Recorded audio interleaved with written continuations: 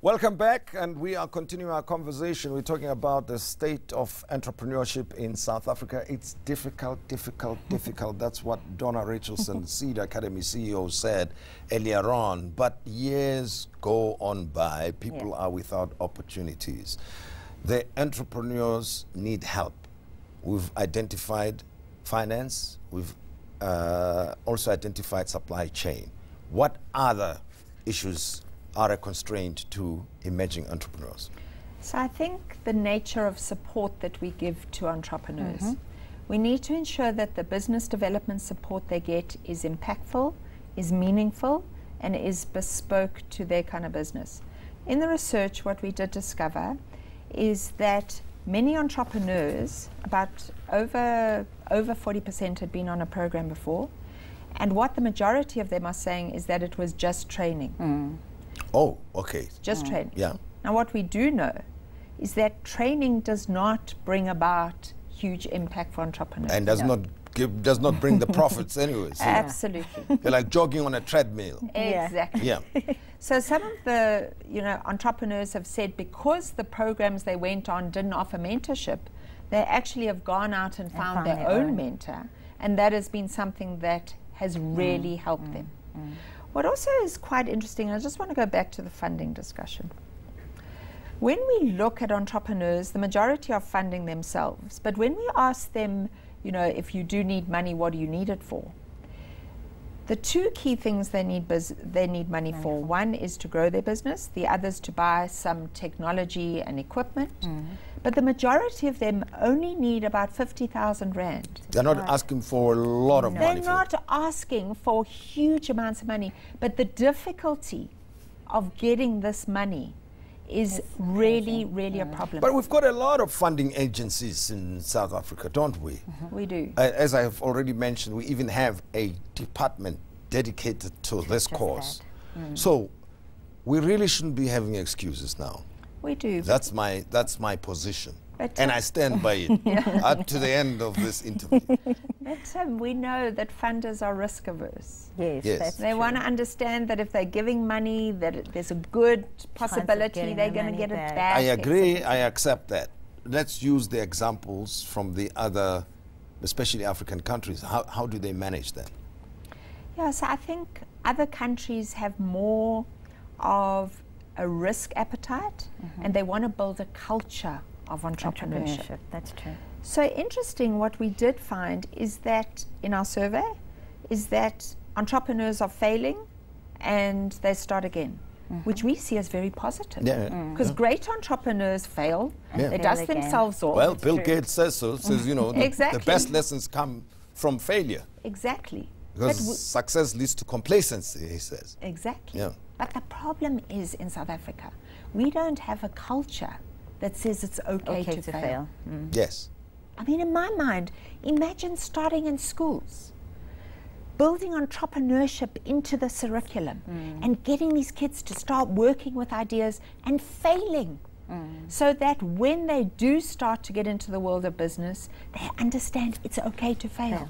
Now, Mandisa, your journey up to now, what has it been like? Because if our culture does not support failure, and you've got the constraints, some of which we've mentioned, that is a demoralizing experience to have, right? So a lot of people, I suppose, retire along the way. So what sustains you?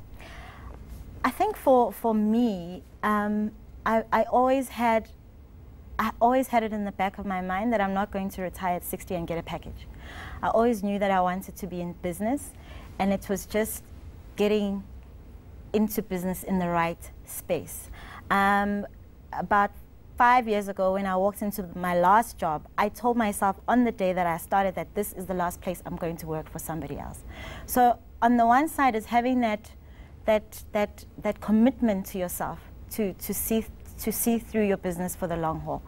But in the journey that I've been in the past almost 2 years, as I mentioned, this is my second business in the past 2 years, and mainly because my first business with my partner didn't work out. She didn't realize how strenuous it is. She didn't realize how much you have to sacrifice in your personal life to make business happen. So things just fell apart.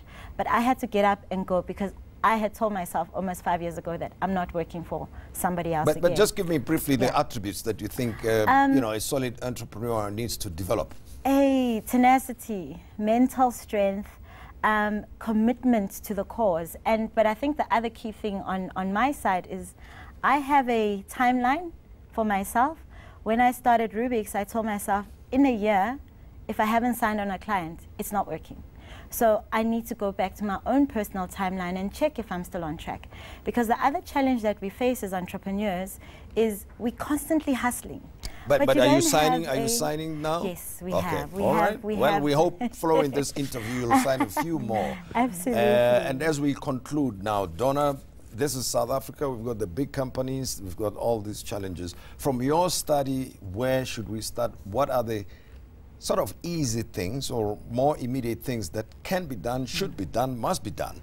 Okay, so talking to corporate South Africa, make sure you select the right kind of entrepreneurs onto the program. Make sure that when you develop programs that they are tailored, that they talk specifically to the needs of the entrepreneur. Integrate high impact mentorship. Open your networks. We at Seed are continuously opening our networks for our entrepreneurs to give them the opportunities.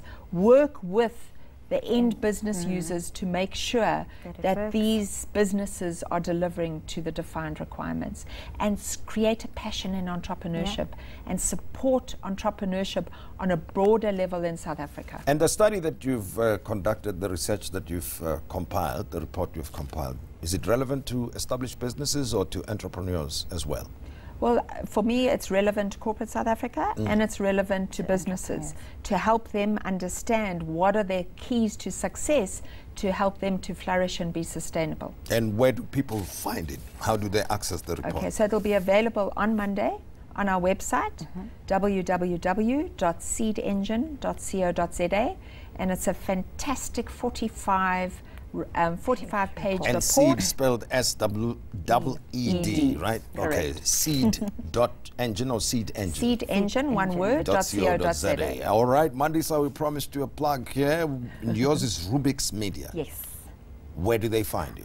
We are contactable via website. We are on www.rubiksmedia.co.za. We're also available on Instagram as rubiksmedia.za or rubiksmedia.za. And our contact details are 065 804 9300. Well, we want to demonstrate that we are on your side, you see, of those who are struggling to crack through, because it's very hard. It's very, very difficult. And next time you meet an entrepreneur, give them a hug. Okay, thank you very much for having been my guest. And that's all we have for you this evening. Thank you for joining the Modise Network, and be sure to tune in tomorrow as we take a look at how state capture infiltrated key state institutions like the Hawks and the NPA. From us, good night to you.